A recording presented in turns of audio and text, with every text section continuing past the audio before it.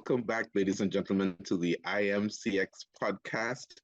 My name is Roger Nicholas, Director of Customer Experience at Island Analytics and Marketing.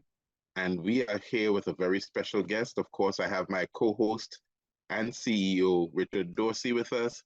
But our special guest today is Patty Soltis. And, Patty doesn't like a whole lot of attention. But, on the IAM CX podcast, we always give people their flowers on this side of heaven, okay? So we're going to be gentle, but she is going to get her props. And today we're going to discuss what C-suite should expect from customer experience and how CX leaders should deliver that to them. All right, so let's talk about Patty Soltis. Over 3 decades of experience, has been a practitioner, a consultant, and analyst in customer experience, and has led dysfunctional organizations into profitability using customer experience. She's also found significant financial benefits with more profitable sales and lower expenses using customer experience. So this will be really, really helpful. Started her career listening to the voice of employee and listening to customers and getting an understanding of how to elevate their customer experience. But Patty's created customer-centric cultures, advised organizations to adopt customer experience and analyze best practices, and also teaching customer experience. With over 27 years in retail from Neiman Marcus, Marshall Fields, and Lord & Taylor, she's been a consultant for several years, working with both small and large enterprises. And Patty is a principal analyst with the market research firm in eMarketer Insider Intelligence, and a patient experience consultant for Moffitt Cancer Center. So she knows it from the research side, from the retail side, and from the healthcare side. So again, we only bring the best guests for our attendees, okay, and listeners. She currently serves as a senior customer experience manager for the tech company Upwork. Now, Patty is a certified customer experience professional and CX pro, and was named CX Influencer of the Year by CX Scoop in 2023. She's an active member of the Customer Experience Professionals Association and has been a co-author of the Book of Knowledge, launched the Florida Customer Experience Professional Association Network, and is a member of the Horizon Customer Experience Board of Advisors. She's a proud Hoosier, alumni of Indiana University School of Business, where she captured her bachelor's and went on to catch an MBA at Oakland University, focusing on human resources, but has a wealth of experience and certifications in value creation, post-crisis leadership management, DE&I, and lots more. So please welcome with a huge digital round of applause, Patty Soltis.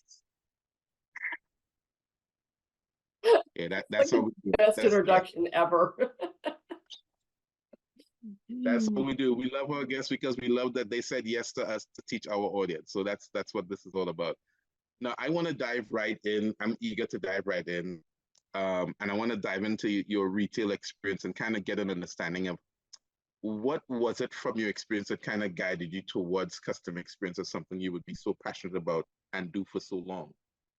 Yeah, I think that it's funny because I started in retail in 1987, and the customer experience world did not exist at that time. Mm-hmm. And for really most of actually all of my retail career, I was not familiar with the customer experience terminology. I didn't know, somebody would have said voice of the customer to me, I wouldn't have known what it was, things like that. So there's there was such a big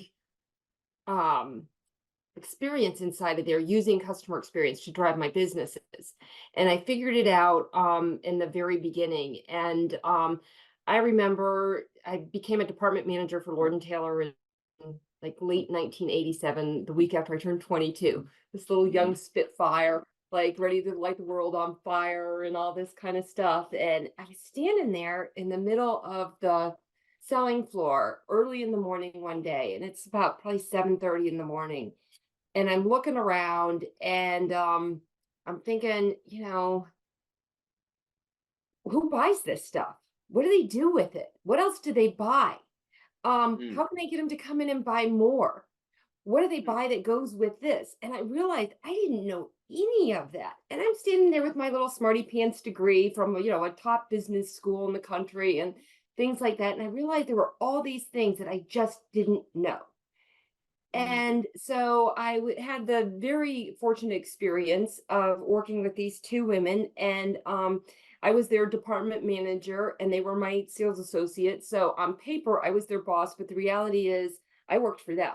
And that was the beginning, because these two women, Corrine and Gloria, they taught me everything about the customer. And we were able, working together and collaborating, we were able to really turn a kind of crappy business that I had inherited into something that became a really thriving profit center. And it really, it started my career out, and it just kind of propelled it forward. And Mm-hmm. I kept that whole curiosity about the customer the entire time I was in retail. And like I said, it wasn't a time when people were talking about experience. The experience economy hadn't been written yet. Like, none of Right. this stuff was out there. Yeah. And it just seemed to make sense to me that if you wanted to sell more, like, find out who's buying it and why, and Mm-hmm. how do you get them to buy more? Right. Like, Right. it just made sense to me. Yeah. Yeah. Awesome. Awesome. So it was curiosity that but it didn't kill the cat. It certainly expanded the cat's capability. So so that's Yeah, awesome. That's awesome. yeah. It just seemed to Um, make sense. And to this day, I think about it and I'm like, it's the most logical thing. If you want to sell more, if you want more growth, find out who's buying it and why. Like, it's still to this why? day befuddles me why people don't like dig into that further.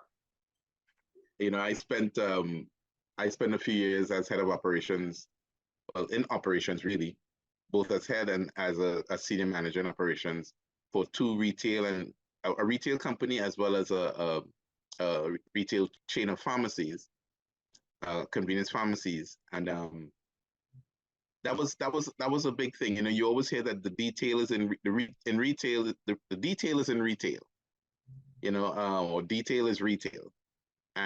But we didn't pay that much attention to the details. We did the performance stuff, the things that we should be doing and measuring, but not understanding that those are pieces of information we should be taking action on.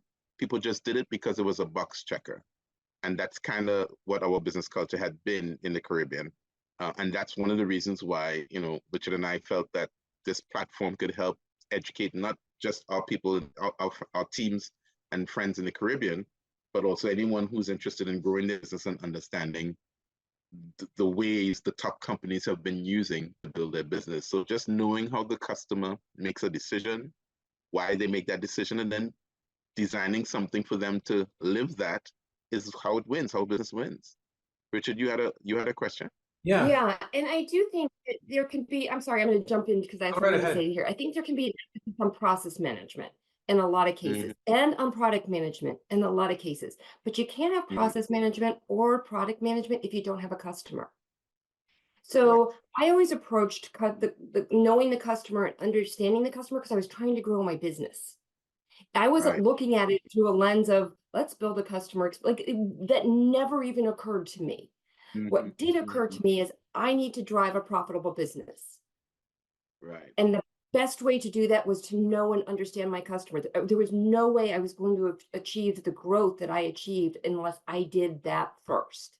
But I do Right. think that there is a big emphasis in a lot of organizations on that process management and product management, and neither one of them exists without the customer. Exactly. I'm sure No, we're going to get a chance to dive into that discussion a little later.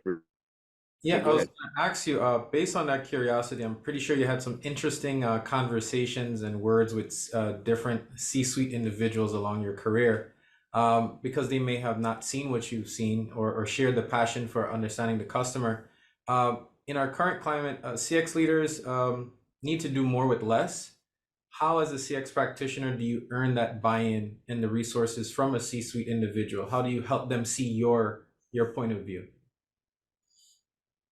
Yeah, so first of all, I think every person who's working in an organization is trying to do more with less. I don't think that's just the CX people. And I don't know where or how that mentality got adopted in the CX world, but it needs to crumble and quickly. Like, that just needs to be exploded. Yeah. Because there's nothing special about that. And you can talk to somebody in marketing, you can talk to somebody in engineering, you can talk to anyone in any part of any organization. They don't feel heard. They feel like they're doing more with less. There's nothing unusual about what we're experiencing and what we're doing. And I think that as CX leaders, we can excel if we understand that, accept that, and then help these other people in the organization. And I think that can really propel an organization forward. So to get back to your actual question, Richard, I'm getting there. But to get back to your actual question, the best thing that somebody can do is understand what's that North Star that the CEO and the leadership team is trying to achieve. Really get in and understand that. And I'm not saying you need to have an in-depth one-on-one conversation with anyone, but every organization puts this information out to their team members. And you just have to take a look at that and say, okay, my piece of the pie in helping the organization achieve X, Y, or Z, here's what I can do to move the needle on that.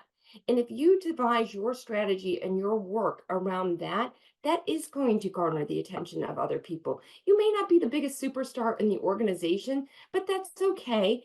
But the question becomes, do you contribute to that? So we know that everybody, every CEO, every CFO, they're all focused on growth. And Gartner produced a report last year on it and said that growth is the top priority for both the CEO and the CFO. I don't find that surprising by any stretch of the imagination. I don't think anyone should find that surprising. So my perspective on that is to look at that and think, okay, as a CX leader, what can I do to help my organization achieve that growth? What do I know about the customer? What do I know about the segments? What do I know about what they buy? What do I know about how they shop? How can we amplify those things to help that customer come back and buy more from us and to help that customer bring more customers to us? So you're really looking at two things with that. You're looking at how are you driving wallet share with the customer that you already have, and how are you driving market share? And that's a great way to drive growth. And I don't think those are terms that we use often enough in CX, market share and wallet share. And I think those are things that we need to focus on. How are we driving those two things, and how are we driving growth with them? And that's going to garner attention. When we walk in with our CX speak on VOC and NPS and CSAT and, all those different, nobody knows what the heck we're talking about. But when we walk in and we say, here's a way to improve wallet share, and here's a way to improve market share, and knowing this about this particular segment of our customers that represents this much of our business, and here's a way we can get them to move that needle on that, that garners attention. Yo, thank you so much. That's spot on. Yeah, glad you asked that question. Good.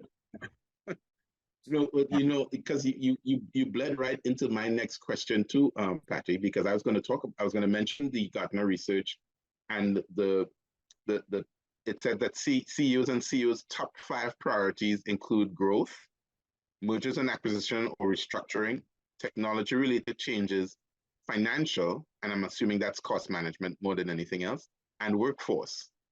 And I was going to ask, what should C-suite expect from customer experience to address any of these top priorities? But you just spelled it out. You just spelled it out perfectly.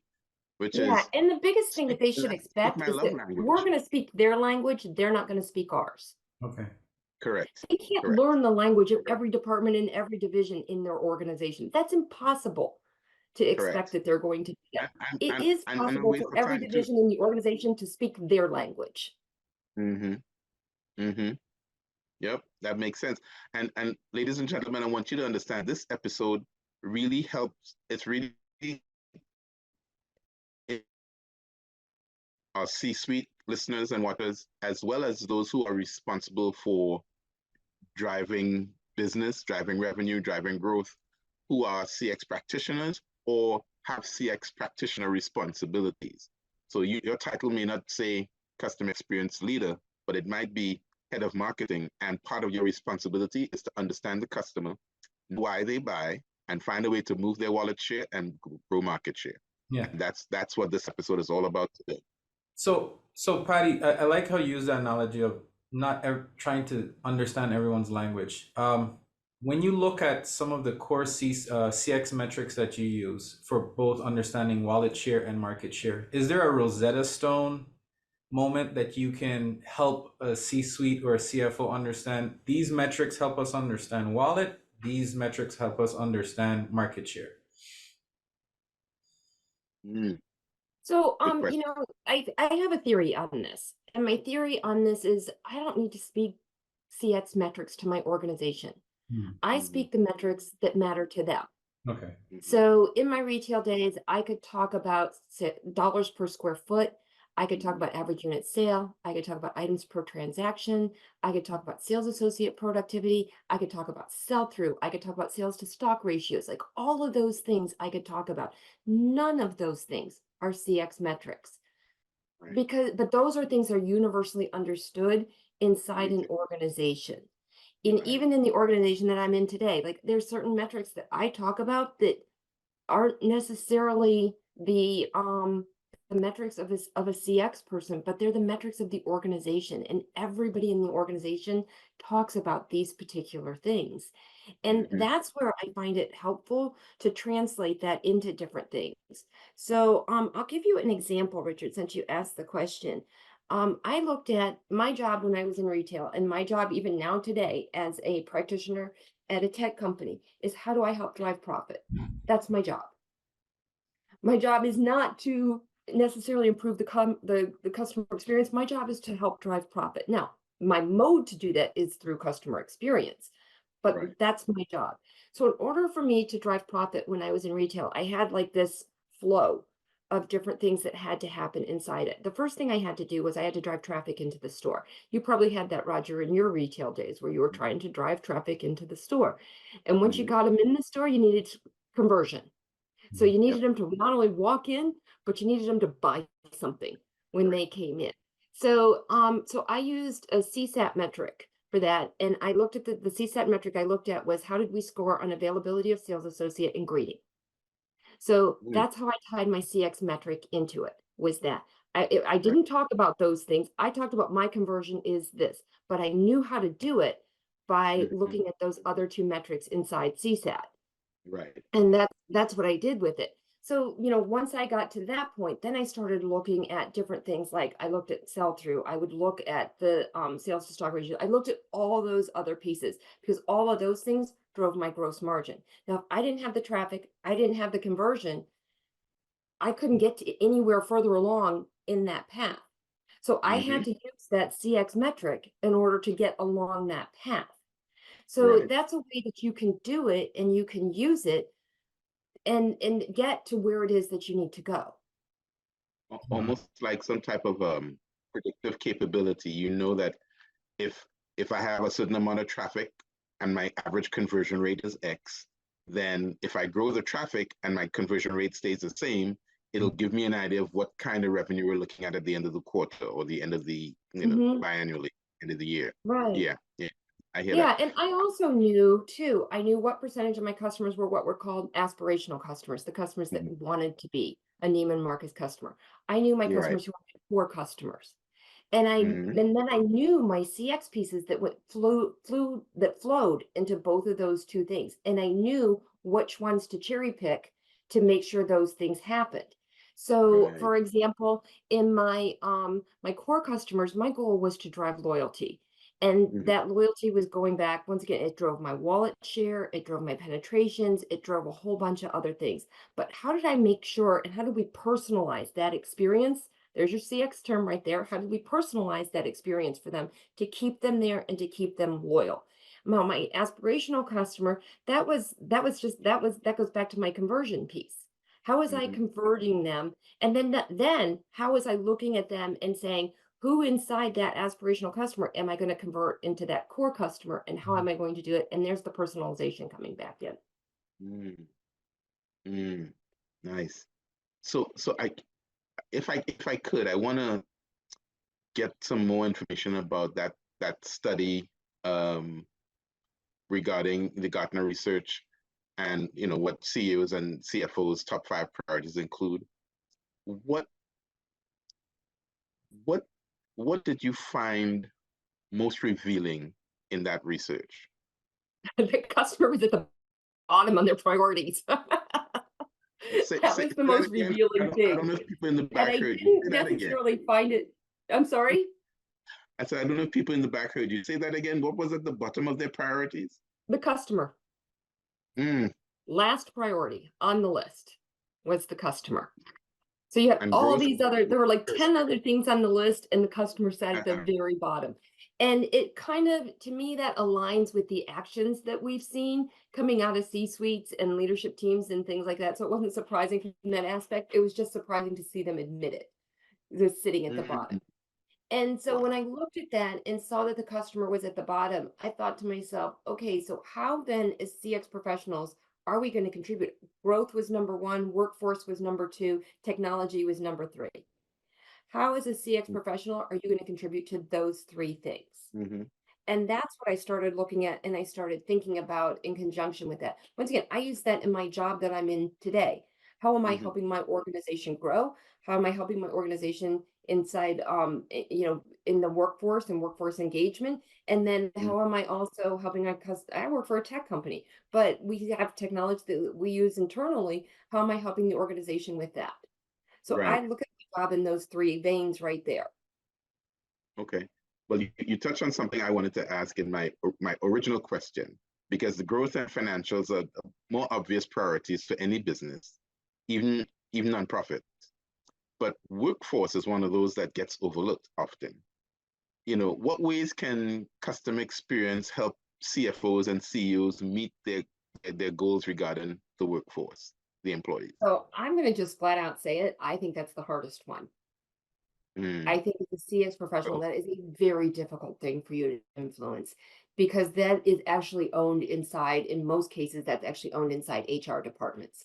Whether that's owned mhm. inside an HR department, it's owned inside a learning and development organization, it's owned inside a recruiting organization. But I think that one's a really tough one for a CX professional to get their arms involved with and in that piece. However, in the same breath, I will say the KPMG told us last year in 2023 that 83% of CEOs think that an organization's success, including growth, depends on having a strong culture inside an organization. Mhm. So I do think that it heightens that importance factor in terms of what can we do as a CX professional. And I Mhm. think the biggest influence that we can have as a CX professional is help people be more successful in their jobs, and we can Right. do that by helping them better understand the customer and how to get to growth with that knowledge. And I think Right. that's a big way that we can help connect and really get in there. I mean, there's some really great gurus out there in the CX world on EX, and they can Right. share a ton more knowledge than I can on Mhm. this. I'm thinking about Eric Isle, I'm thinking about Sandra Thompson, I'm thinking about Denise Yon. I mean, these are amazing people that have in-depth knowledge on the EX piece. But I think about it, in your everyday layman CX role, what can you do? And I Mhm. think, you know what, if I can help people understand what we can do with the customer to get to growth and to help them reach their objectives, that's going to help with engagement. And that's going to help people feel Yes. more satisfied in their roles. It's going to help them And feel more empowered, successful. and empowered too, and empowered Mhm. too. You know, when they Yeah. have more information, they know exactly how to affect the outcome that they want. So that's empowering. Yeah. My job right now is not to go out and advocate for the customer and drive all of those pieces for it. My job is to go out and support our product teams and to help them Mhm. understand the customer so that they can build product that is more applicable to the customer's needs. That's my job. My customer is our product managers. That's what I do. Right. Right. So my role is very much a servant leadership role in helping them to be more successful. Yeah. Right. So Okay. speaking about Okay. being a servant leader, let me ask you a quick question. What happens when you obviously see an EX problem, but your mandate is to stay on the customer? How do you navigate that? Because I think human resources and CX, they should be a little bit closer together on the totem pole. And you're going to see the issues that the customers are facing. However, they might be employee problems. They might be a culture issue that's creating that friction. It might not just be a process or a product issue. How do you navigate that? Because as you said before, you really can't get your arms around the human resources part being a CX professional because it's tough to get in. But what do you do when you obviously see the problem? Harvard released something a little over a year ago. It came out in late 2022, and they said that 88% of people inside an organization agree that focusing on the customer is an important thing. Now, making that connection between what they say and what they do, that's two very different things. And you Mhm. can't really get to customer centricity unless you have that customer centric culture. So part of our role as CX leaders is how are we building that customer-centric culture? I mean, everybody knows that adage of happy employees make happy customers. We all know that. But what is it that you can do in your role to add to that piece and to build the culture that is a more engaging, a more thriving, a more encouraging, and a more inclusive culture inside your organization? And I think that's what you have to look at in your role as a CX leader is what is it that you can do, and just kind of like find one or two little things and start there. You know, we say this all the time, start small and build bigger. We also say hurry up and fail fast.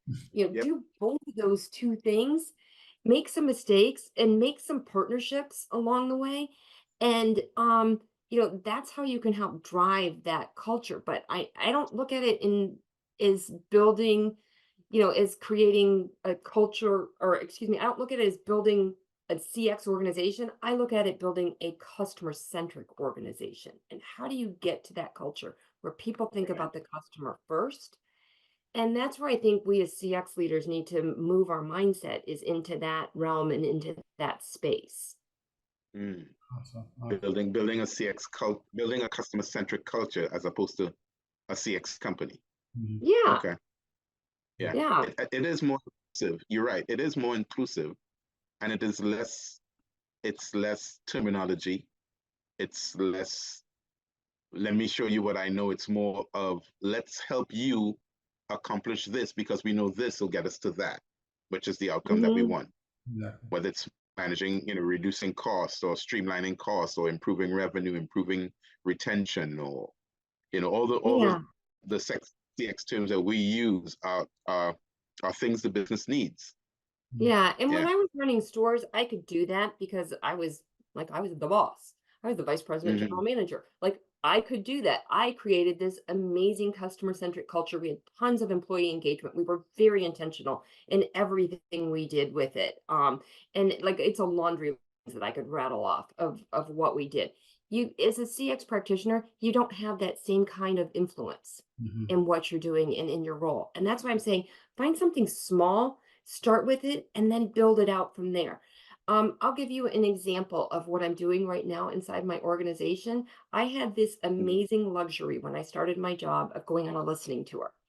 And I talked to directors, VPs, things like that, and found out one of the things I found out is what was their knowledge of CX and what CX could do for them. And most of them didn't understand and most of them didn't know.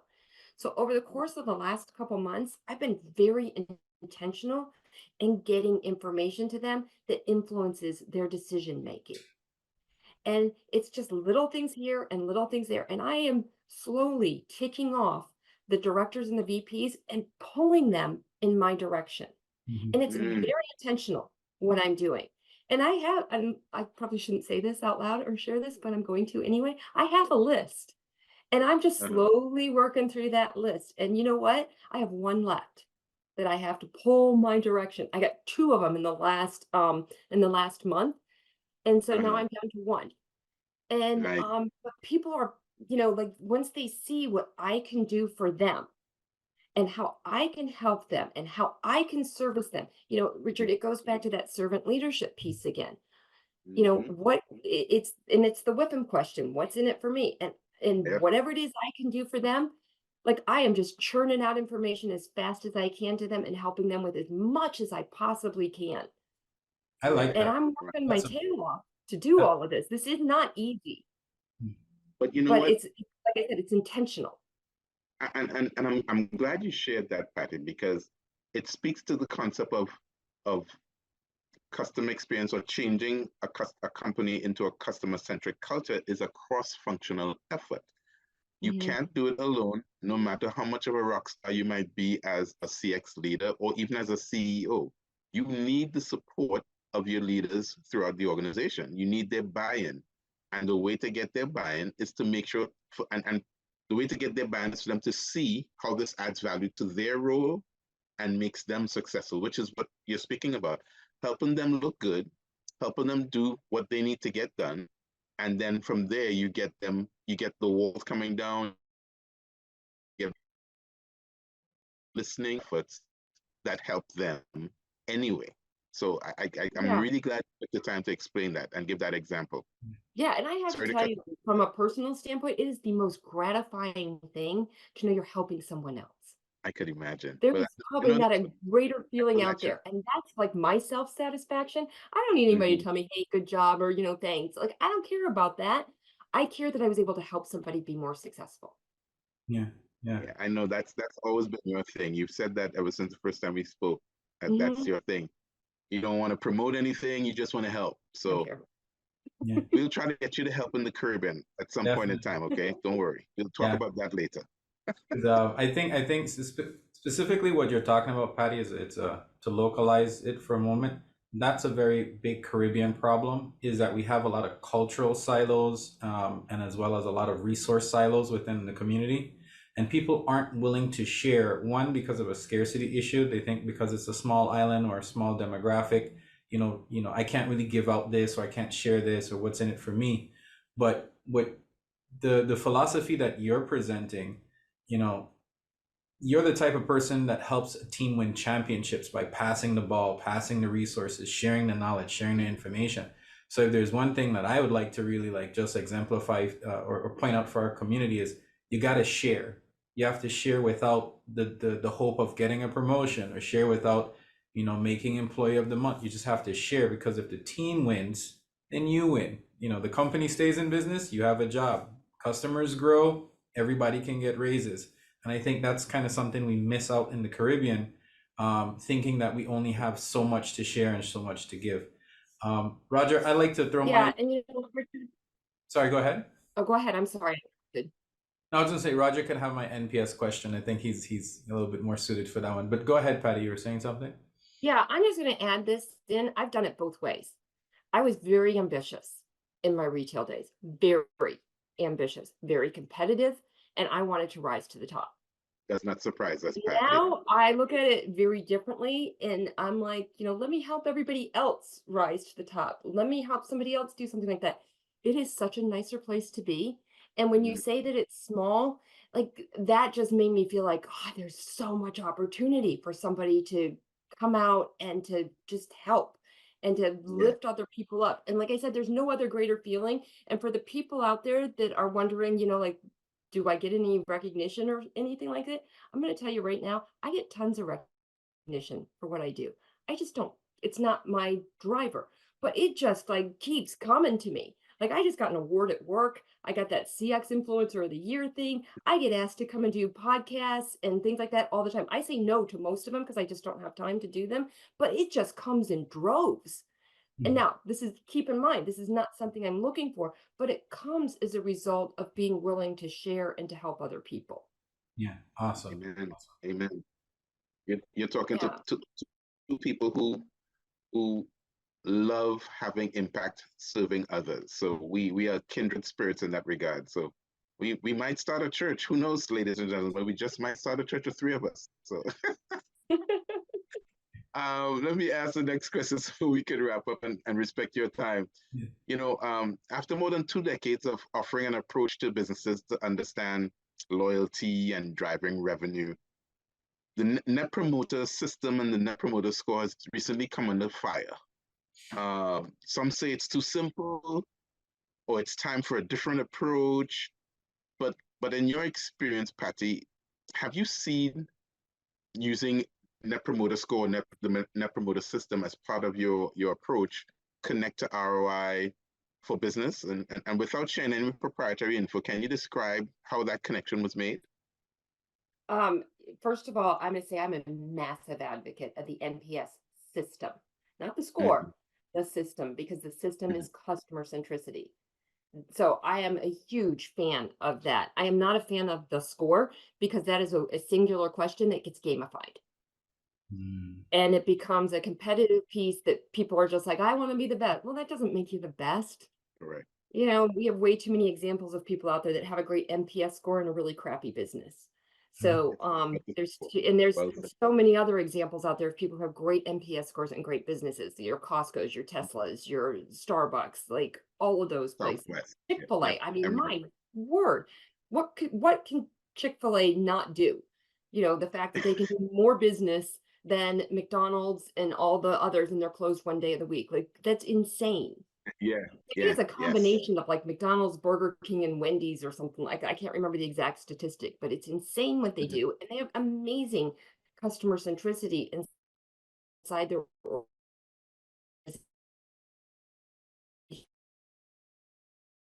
Yep. And that's what the NPS system can do for you. Voters spend, what do detractors spend, and what do passive spends on these things. I've got it. We have two sets of customers inside our organization. We have clients and we have freelancers. Right. And I've got it on the client side. I don't have it yet on the freelancer side. And there is not, like, probably twice a week, I'm like, hey, do we have an ETA on this yet? Like, is this about to come through? Like, I'm always kind in how I ask for it, but I am like a dog with a bone. I am not going to stop asking for that till I eventually get that data from our analytics department. Like, that question's just going to keep coming, and eventually they're going to be like, God, she's been asking for like 3 months or 6 months. Like, we've got to eventually get this woman an answer. I don't care how long it takes. I'll just keep going until eventually I will get to that point. But when you can connect that, and you can say back to your leadership teams or to the business unit that you're reporting to or what have you, and you can say to them, look, our promoters spend this before we ask them, our promoters spend this after we ask them. We are seeing an increase in our promoters, and PS, we're seeing a decrease in our detractors. That's going to catch their attention, because now you've tied that back to growth. And you've shown them the statistical importance of what this means. And and as I've been working diligently on my list inside my organization, I've been, once again, very intentional in sharing the financials with the teams that I work with inside my organization. And once again, this is not easy. This is not like I walked in and turned on a switch. I happen to have, decades of experience in doing this, and I know how to do it. And for the ordinary person, it's a little bit tougher, but you learn how to do that. And if I were a CX professional who was just starting out today, or if I was a CX professional who was trying to figure this out, that's the number one thing I would go do, is figure out, how do I connect my customer statistics into the financials of the organization? And it can be NPS, it can be CSAT, it can be anything that you're out there and you're looking for. It doesn't even have to be a survey-based thing. It can be just looking at feedback that's coming in and saying, gosh, you know what, our best customers, this is what they're saying to us. These customers represent 80% of our business, and they're unhappy with this. And you're going to grab people's attention. So it doesn't, you don't have to get into the complete nitty gritty, but you've got to be able somehow statistically to connect this back in. If you can go back to your organization and say, our core customers want X, Y, and Z, and they represent this much of our spend inside of our organization, and they are a penetration of this inside our organization, that's why we need to do this. There's no score inside of that, but you're saying this is an important segment and this is what they want. You've connected the dots for them financially now. Right. So there's a lot of ways that you can do this. You just have to figure it out. Yeah. Thank you. But the key thing that keeps coming back is connecting what customers are saying, regardless of how you measure that, or who the customer is, the profile of however you measure that, to the financials, and speaking in that language, because that's the language of CFOs and CEOs. That's their love language. It's growth, it's revenue, it's cost, it's profit. It's profit. Yeah. So, thank you so much for breaking that down. Yeah. It comes right back to that. There is not a CEO out there or a leader of a division or anything like that that's not going to tell you profit's not important to them. That's the number one thing. That's what they're in business for. Yeah. Thank you, Patty. You can be smart and work for an organization that has a greater good. Yeah, but even the nonprofits, they track, financials to the T as well. So it's they have to, because they're not going to exist without monies that come in. Yeah. Correct. Well, Roger, I'm enamored and just amazed by some of the pointed, blunt, common sense facts and truths. I told you, man. I told you about this Patty Soltis girl. I told you. Told you, that's the energy she brings. She brings that kind of energy.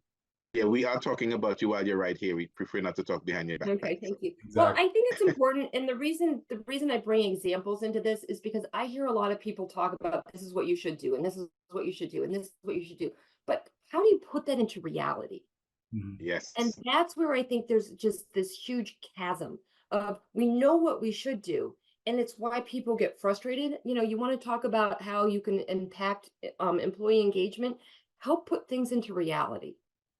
Like that Mm, is such a step. And that's why I'm trying to share real life examples of things because I think it helps to see that. And it's, one thing to talk about these large, huge organizations that are out there, but when you can bring it right down in and hit into where it is you are and it gets home, that makes such a difference.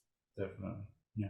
we have a lot of entrepreneurs who follow us or watch our podcast, Patty. So what you just said there is really, really important because many of them are trying to understand, okay, I'm just launching this business, so it's been around a year or two or three.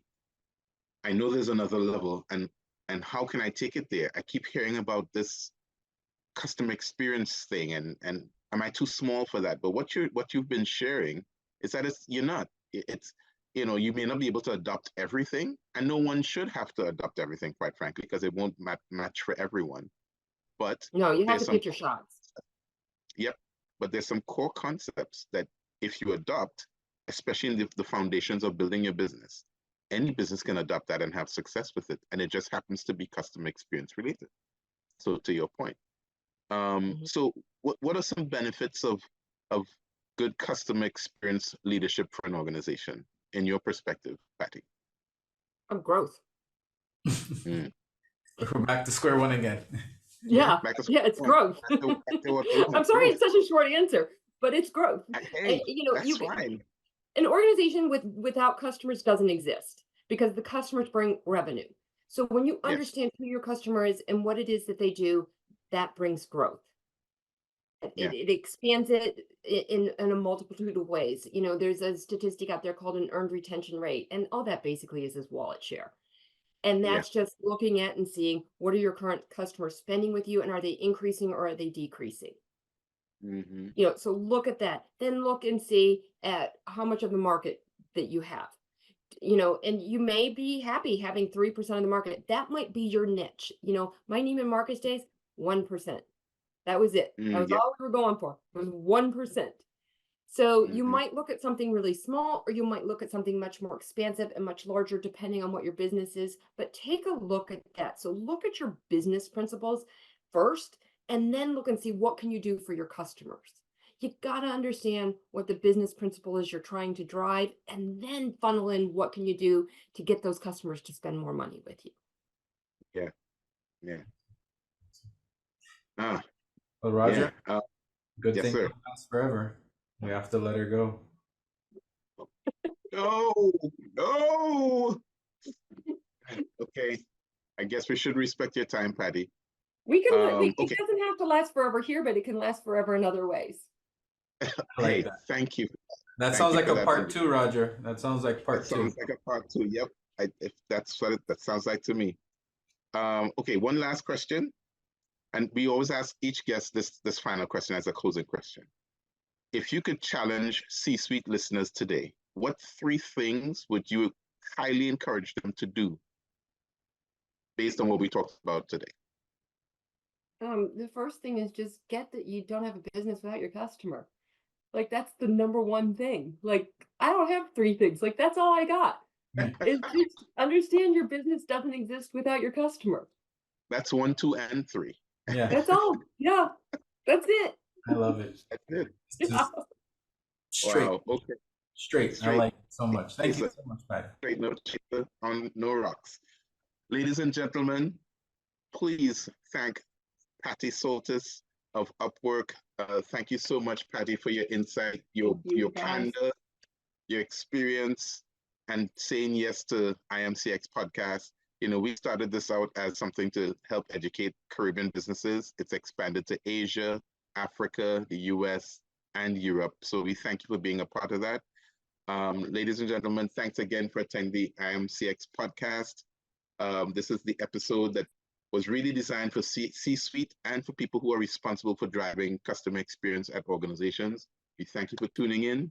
We look forward to seeing you the next time.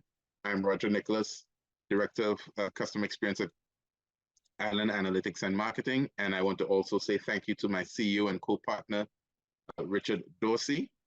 And thanks again for coming. Have a great day and go win.